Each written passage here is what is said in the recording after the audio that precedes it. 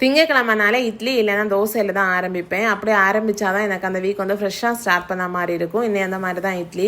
Grinder நாசாக இருந்தாலே மிக்சியில் தான் அரைச்சி வச்சுருந்தேன். என்ன தான் நல்லா அரைச்சாலும் கிரைண்டரில் அரைக்கிற மாதிரி அரைச்சாலும் எனக்கு வந்து கிரைண்டரில் அரைக்கிற ஃபீல் கிடைக்காது. மிக்சியில் அரைக்கும் போது பரவாயில்ல, சுமாராக இருந்துச்சு. மீன் வந்து சூரை மீன் தான். மீன் வந்து கழுவி அடுப்பில் வச்சுட்டு பார்த்தா வெந்தய பொடி வந்து தீர்ந்துருந்து, வெந்தயத்தை இந்த மாதிரி வறுத்துட்டு நல்லா பவுடர் பண்ணி பாட்டிலில் ஸ்டோர் பண்ணிவிட்டு மீன் குழம்பு கொதிச்சதுக்கு அப்புறமா ஒரு அரை டீஸ்பூன் போட்டாச்சுன்னா மீன் குழம்பு நல்லா டேஸ்ட்டாக இருக்கும். சூரை மீன் ஆனால மரிச்சினி கிழங்கு மயக்கி இருந்தேன். சூரை மீனும் மரிச்சினி கிழங்கும் காம்பினேஷன் நல்லா இருக்கும், எனக்கு ரொம்ப பிடிக்கும். ஆன்லைனில் கிரைண்டர் புக் பண்ணியிருந்தோன்னு சொன்னேன் இல்லையா, அது நீ வந்துச்சு. ஆன்லைனில் வரனால எப்படி சேஃபாக வருமா, டேமேஜ் அதுவும் இல்லாமல் அப்படின்னு பயந்துகிட்டே இருந்தோம். ரொம்ப சூப்பராக வந்துச்சு, எந்த டேமேஜுமே இல்லை. கிறிஸ்மஸ் வந்துட்டு இருக்கு பார்த்தீங்களா, கடைகளில் எல்லாம் கிறிஸ்மஸ் ட்ரீ வச்சுட்டு இருக்காங்க. பிள்ளைங்களும் கிறிஸ்மஸ் ட்ரீன்னு கேட்டுகிட்டே இருந்தாங்க. அதுக்கு நம்ம வீட்டில் செய்தா போச்சுன்னு சொல்லிட்டு இந்த மாதிரி டெக்கரேஷன் பேப்பர்ஸும் வாங்கி பண்ணியாச்சு.